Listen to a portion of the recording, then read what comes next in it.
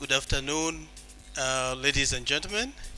I want to invite and welcome you all to this afternoon's presentation. Our guest speaker today is Professor Khenpo Sodargye. Professor Khenpo Sodargye comes from China. He was born in Tibet in 1962 in what is today the Sichuan province of China. And Professor Sodargye, after spending his early years heading York, he is now the preeminent scholar of Larong Ga Buddhist Institute in Satha. He regularly speaks at universities across the globe. Professor Sodargye is here with us this afternoon, and let's welcome him because he is here to give us a talk on happiness and beyond. Happiness and beyond. I'm sure Professor he will touch areas of education. He is an educationist and very much passionate about teaching and learning. That is the whole reason that we invited Professor Sodargye to Domasi College of Education today and this afternoon. It is our privilege today to listen to Professor Khenpo Sodargye. So, ladies and gentlemen, it is my pleasure this afternoon to invite and welcome Professor Khenpo Sodargye. Professor Sodargye, welcome. I have noticed that many of the teachers here are predominantly male. Where I originally come from, most of the teachers are typically female. But your principal is a woman. It seems that the educational system in the region where I am currently located is still somewhat distinct and different from the framework observed here. First and foremost, I would like to express my sincere gratitude to the esteemed Vice Principal for the speech that was just delivered. I am also very grateful to every one of you present here today for giving your most valuable time. Today, we are all gathered here in this class to learn together. I believe that everyone present today is either a future teacher or already a teacher. As a teacher, no matter in which aspect, you should be outstanding. What I share today may not be perfect, but I really appreciate your positive attitude toward learning here. I think it is truly excellent and inspiring. This is my very first time coming to Malawi. Of course, it's also my first time visiting this wonderful school. When I was quite young, I started my elementary school education at the age of 16. Later on, when I was 23 years old, I became a monk. In between those significant periods, I attended both middle school and a teacher training college. However, I didn't actually graduate from that particular teacher training college. Before I graduated, I had already become a monk. Today, we have no choice but to use this particular method, because there is only one available microphone here. When I first imagined Africa, I thought there might not even be a microphone, but actually, that's not the case at all. As the principal just mentioned, the available resources here, when compared to those found in Japan and various other countries, are simply not comparable in their scope or quality. Indeed, in terms of the material resources, I can feel the difference. Of course, let's not even talk about Japan or other places. Even compared to Tibet, there are some differences here, but I truly feel that the innocence and purity of people's hearts here are completely untouched by any kind of modern pollution. I truly admire the character of the people here. I believe that here, although material things and external aspects, including science and technology, are indeed quite lacking compared to many other places, there is a certain scarcity. However, the profound inner spiritual wealth residing within people's hearts should indeed be very abundant. And this kind of spiritual wealth, I think this will also contribute to a very bright and promising future for all human society. If we truly persist in preserving our original, authentic personal charm, it should definitely be a meaningful contribution to the entire world. There is a distinguished professor of religious studies in Swaziland who once thoughtfully said this. He stated that Western science and technology have brought forth numerous innovative and groundbreaking new technologies to benefit all of humanity, while Eastern mysticism has consistently offered humanity a truly profound and transcendent spiritual understanding. And on the vast continent of Africa, it has truly given humanity a profound way of being a person. Indeed, what he said makes a lot of sense to me. I think right now, all 54 countries in Africa, as well as many materially affluent developed countries around the world, are seriously paying close attention to this important issue. So what about our collective future? I firmly believe that our science and technology will continue to significantly develop and advance, and our material standard of living will certainly keep improving. But at the very same time, we may have to make many profound sacrifices. Our hearts are no longer as truly pure, clean, and innocent as they once were. Perhaps we are becoming more cunning and more complicated. We are becoming increasingly lacking in conscience. At the same time, our beautiful external environment is no longer the lush, vibrant green mountains and crystal clear waters it once used to be. Perhaps all of our valuable minerals and essential resources are being depleted more and more rapidly. This is precisely what we, on this very planet, the greatest challenge that all of humanity is currently facing. These very significant issues may seem rather broad and quite general. Today, I won't be talking about such big, complex topics. I'll narrow it down to focus specifically on how the human mind can bring true happiness. At the same time, I know that everyone here is an outstanding, dedicated teacher. As for myself, although I didn't actually graduate from a formal teacher's college, later I became a monk, and after ordaining, I have always been a teacher at a Buddhist institute. So now, I can say that I have been a teacher for 34 years. Therefore, I would like to share some perspectives from Eastern teachers and compare them directly with those of the dedicated and experienced teachers working here in Africa. Based on what I imagine and understand, I'd like to share some thoughts with everyone. As for being a teacher myself, actually, at the very beginning, I never dreamed of becoming a teacher. My dreams have always been changing. When I first started out, I was a herder, tending cattle. At that time, there were some really good cattle herders living next door to me. I really wanted to become an excellent, skilled herder just like them in the near future. Then, when I was still in elementary school, there was a very good doctor living next to me. I really truly wanted to become a very excellent doctor in the future. Later, when I was in middle school, there was also a very good carpenter living next door. For a while back then, I also thought about becoming a carpenter. Later, when I went to teacher training college, I saw a teacher who had been teaching for more than 30 years. I personally learned a great deal from him. After that significant experience, I personally chose to become a dedicated teacher. When I arrived here yesterday, I also had the opportunity to hear someone's interesting story. At the very beginning of my visit, there was some noticeable construction going on all around this area. At that time, the pay was a bit higher, so many students wanted to work in construction. Later, being a teacher meant a significantly higher salary. Consequently, many people truly wanted to become teachers. Then, some teachers had the opportunity to go abroad, and many people started preparing to go overseas. So their dreams kept constantly changing and evolving. Actually, each one of us, no matter what skin color we have, or what caste we belong to, or what religion we follow, because of our changing surroundings, because of money and material concerns, or because of our evolving personal values, our dreams often change dramatically over time. Maybe you can only hear the sound of the generator and not my voice. But no matter what, our afternoon time is very precious.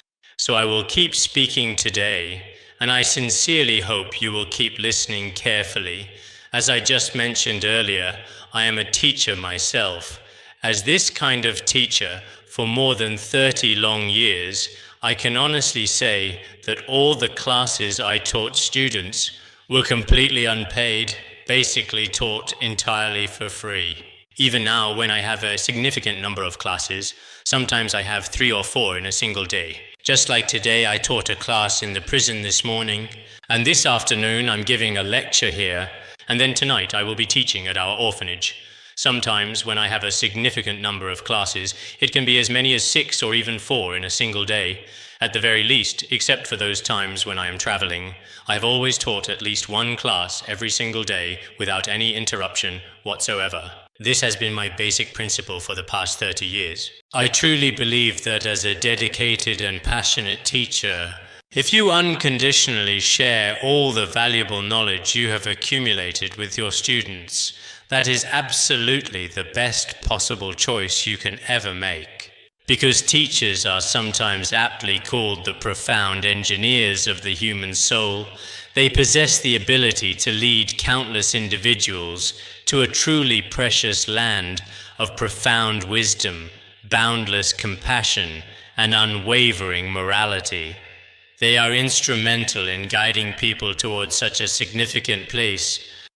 So, for each and every one of us dedicated teachers, we shoulder a very, very significant responsibility.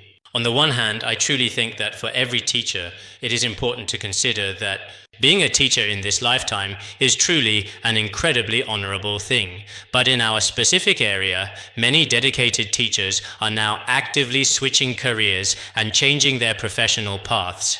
In other words, they previously used to be teachers, but now, if the salary for civil servants is a little bit higher, they will actually take the civil service examination. If a company offers a significantly higher salary, they would undoubtedly rather choose to work there. So, for many individuals, it might be primarily due to the immense pressures of daily life, or because we are now living in an increasingly pervasive era of materialism.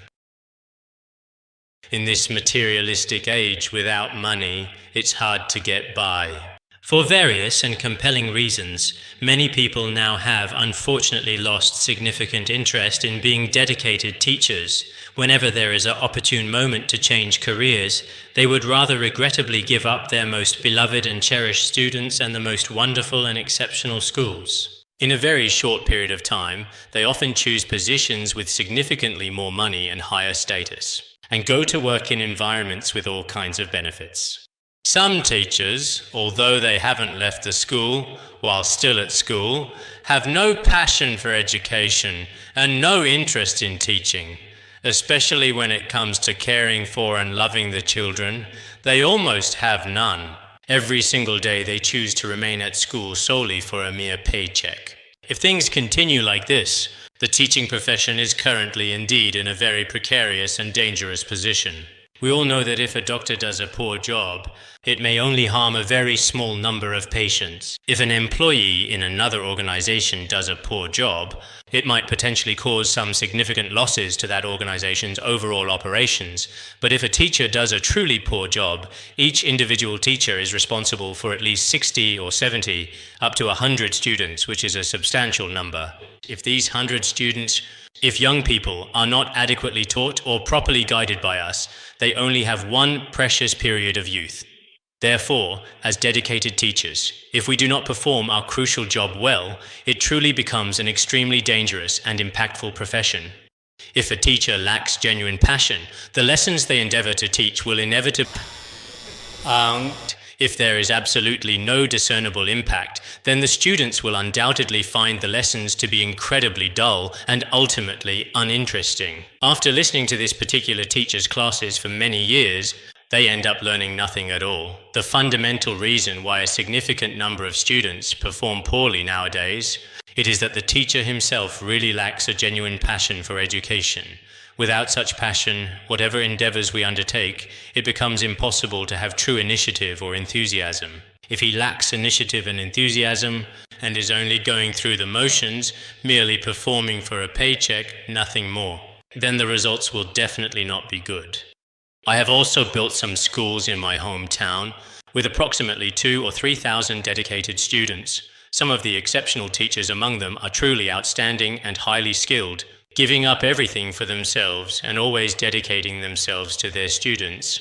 But some teachers are really poor at teaching and can't teach any single class well at all. I often talk to them personally and tell them, if you're not interested in teaching, it's best not to be a teacher. You could be a carpenter, an electrician, or something else. Any of those are fine. But they often tell me that if they don't work as teachers, they won't have an additional salary. And without a financial salary, they truly can't make a living. So many of them become teachers just for the paycheck. If you want to be a teacher, my suggestion is to read an insightful book called Marva Collins' Way. It's an insightful book written by Marva Collins about how to educate, about effective educational methods. Actually, this insightful book contains many practical and effective ways to guide students.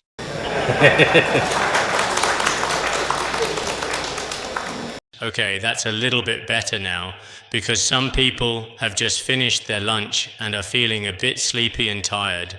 There's the sound of the generator and also the sound of us clapping our hands to wake them up from their dreams. The book by Marva Collins, which I just brought to your attention, should prove to be incredibly inspiring. Indeed, she was a renowned and highly influential educator. She was born in the year 1936, approximately around that particular time period. It seems she unfortunately passed away in 2015.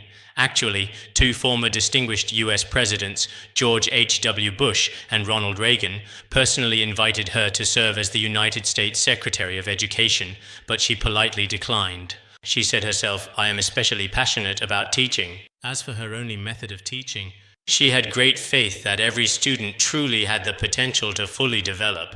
Unlike some of our teachers, who like students with good grades and dislike those with poor grades, Collins' only true secret was her very willingness to indeed accept every single student.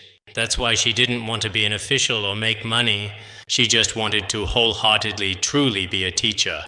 So my suggestion is that every single one of you dedicated teachers should carefully read about Marva Collins' profound educational philosophy and her innovative ideas in the future, as her insights are truly invaluable. In my hometown, there is a teacher. She isn't exactly that great or extraordinary. She is a dedicated middle school teacher. I really wanted to invite her to my school to be the actual principal, as I believed she would be an excellent fit. But she didn't want to take on that role. She used to be a vice principal. Then, at our education department, she continued her work. After about 2 or 3 hours of requesting, she humbly asked if her esteemed position could be changed so that she could simply be an ordinary teacher. So, later on, she no longer held any official position. She just became a very ordinary teacher, diligently guiding her students. But what truly defines her enduring spirit? Every Saturday and every Sunday, she regularly tutors her students. She has been doing this for about 20 years and has never stopped. I believe that wherever we are, there are always outstanding and dedicated teachers everywhere. These are something about teachers that I wanted to share with you.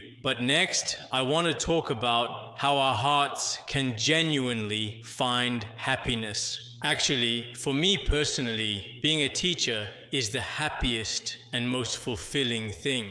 Because in my entire life, I could have had many more different career choices, but I wasn't really interested in anything else at all. I think being a good teacher means letting your own inner lamp of wisdom and brightness gently dispel the darkness in many innocent children's hearts. A teacher is truly like a lamp, and this lamp can indeed be passed on. It can last for generations, for thousands of years, and in this world, its profound influence can truly endure for ages. In terms of scope, it reaches everywhere. A truly great teacher can have devoted students all over the entire world. Their former students can be found everywhere in the distant future. So I think maybe some people naturally think that those who are materially wealthy are very happy indeed. Some people think that those who are good looking are very happy. Some people think that those who have love are very happy. But I truly feel that for those of us who genuinely love learning and who also love teaching, this this is a wonderful opportunity. This kind of life might also be very happy and fulfilling. Of course, I think that everyone here should have a deep sense of recognition or genuine acceptance toward the noble teaching profession. Many people always like to pursue happiness, to pursue real joy. But in actual reality, happiness is truly a way for your own heart to feel genuinely content. When someone has 100,000 yuan, you might think that having 200,000 would make you very happy. Or when you have an ordinary car, you might think that having a much fancier car would truly make you happy. Or when someone genuinely lacks a romantic partner, they often think that having a sweet and enduring romance would be the absolute happiest thing imaginable. But when you actually have that significant source of happiness, if we observe closely again, most people may still feel somewhat unsatisfied and want even more. So, when I see you here, and in many different places across Africa, I observe many people dancing joyfully everywhere. You can also hear pure laughter that comes directly from the heart. There is often a lot of genuine heartfelt joy as well. But if we constantly gain even more excessive material wealth, perhaps this precious inner happiness will completely disappear forever.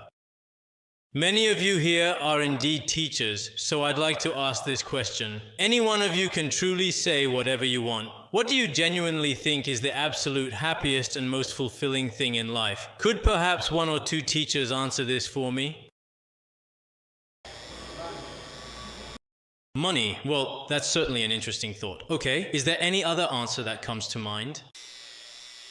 Peace of mind. Okay, just now two very different teachers responded quite thoughtfully here. One said money and the other said true inner peace. I personally agree much more with the second teacher's wise answer, because genuine true inner peace is something that everyone possesses and can certainly attain. No matter if you are located in Africa, in America, or in Asia, no matter where you go, everyone can find their own peace. But are wealthy people truly, genuinely happy? I've personally met many individuals who possess immense wealth, but I have hardly, if ever, seen any among them who are deeply happy. At first, our basic needs in life do indeed require money and material things. But as time goes on and money increases, their stress grows and their suffering increases. So, if we believe that money is the source of all happiness, that might be a mistaken idea.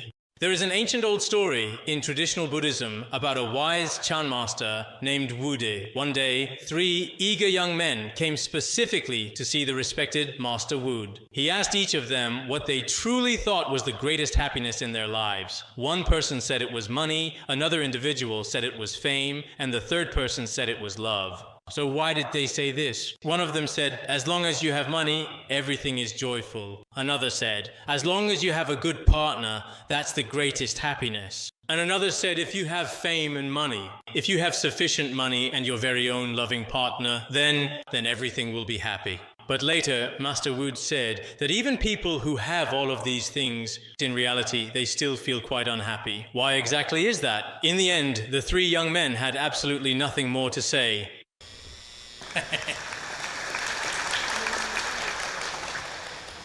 But of course, we also naturally hope to have much more abundant material wealth in our daily lives. Because with adequate material wealth, whether it's our high-quality education, our comprehensive public sanitation, or effective environmental protection. Moreover, the truly significant improvement of all fundamentally important aspects of advanced human concepts is greatly helped by this indeed. Therefore, I sincerely hope that all the esteemed teachers present here today must have very firm and unwavering confidence. You must also have a strong and burning passion for your work, because I clearly see that your beautiful country, at the present moment in time, compared to many other places, this area is indeed relatively underdeveloped economically. So if the economy is relatively underdeveloped, then the very root and future of all our development, the fundamental root and the most important factor,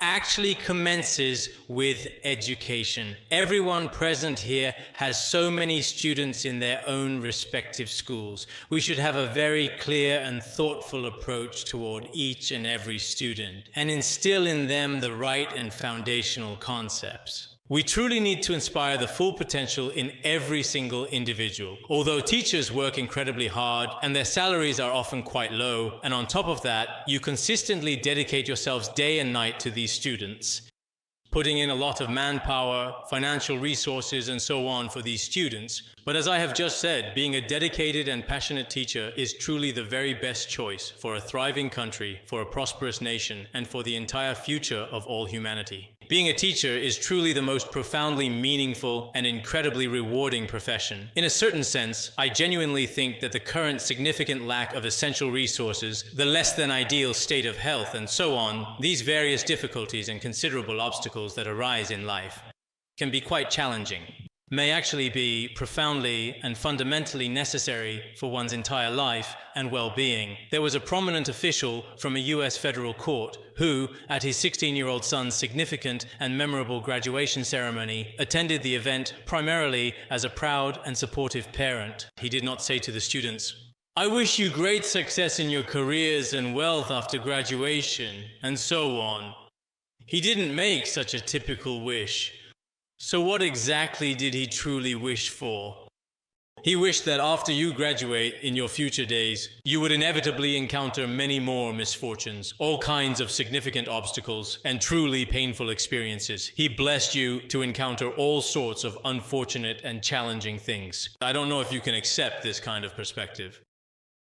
Perhaps most people might think that so-called happiness or so-called education means having more available resources, substantially more financial capital, and a greater degree of material abundance. With these things, perhaps life will truly be better and you'll be more successful. But in reality, I don't necessarily think that's the case. When we are at our poorest in life, perhaps that's when we learn the most effectively. Speaking for myself, whether it was back when I was in school, or even now, or later in the early days when I first entered the Buddhist Institute, the learning conditions at that time were especially poor. There was no electricity, no roads. Even when I read my books, it was always under the soft glow of the moonlight. There was only the gentle light of the moon available. I simply couldn't afford to light a lamp at night. However, despite studying under such incredibly challenging and extremely poor circumstances, our dedicated group of students actually managed to achieve remarkably good results. If, like now, there were all kinds of TVs, computers, and mobile phones,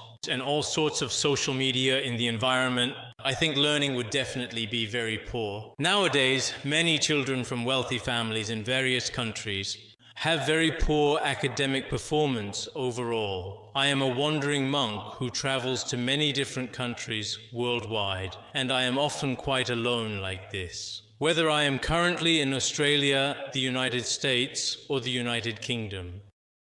I've frequently observed at numerous universities students who seemingly possess exceptionally privileged conditions, often driving expensive, high-performance luxury cars and consistently wearing fashionable, high-end designer clothes. Yet they typically choose to spend their valuable time idly in bustling bars or dimly lit internet cafes. And many college students live their lives like this. But these particular students' overall behavior is not very proper at all, and their academic performance is not particularly outstanding either. Of course, I'm not saying this is true for everyone, but there are many like this. On the other hand, in relatively less affluent places, or among students who come from families with limited financial resources, they often demonstrate an exceptional drive in their academic pursuits, frequently achieving remarkable results despite challenging circumstances. That's precisely why we sometimes observe throughout human history that many truly great figures only grew and developed through significant hardship and profound adversity. Similarly, many remarkable achievements in advanced technology also came about through extended periods of rigorous asceticism and considerable difficulty. and it was only after going through such times that they were attained. Therefore, sometimes everyone generally tends to agree that when all our attention is completely focused on money, behind it, if we are truly willing to work very hard, we can discover cultures or wisdom that are even more profoundly valuable.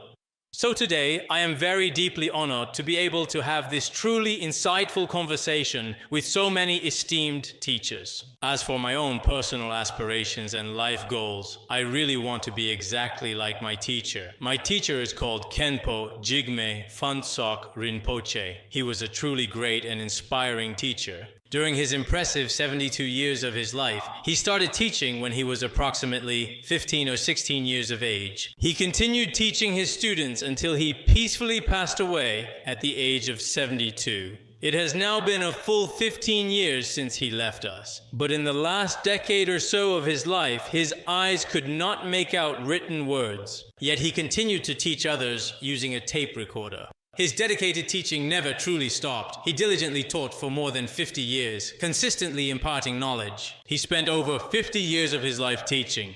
Whether I can achieve the same level is really hard to say, but deep in my heart, I often wonder if I can teach for over 40 years. So for each of us dedicated teachers, our goal is not anything else at all. It should be to ensure that our students truly learn well. Every single student has this kind of incredible potential within them. But as teachers, we haven't made good use of it properly. In the past, some students may not have been very successful in their academic pursuits at school for various reasons, but in the future, they might become very successful. Just like the visionary Steve Jobs, President Roosevelt of the United States, and many other notable figures, they too were once students in school. At first, they were indeed failing and seemed quite untalented and unpromising. But later on, gradually and steadily, their potential was fully realized. So, my own main personal characteristic is that I always have genuine hope for every single student. I possess strong confidence in every student, and I am very deeply interested in the entire field of education. Because I am interested in education, perhaps my words truly have a very certain infectious and effective quality when I teach. Precisely because of this positive approach, some students are genuinely able to understand what I teach clearly.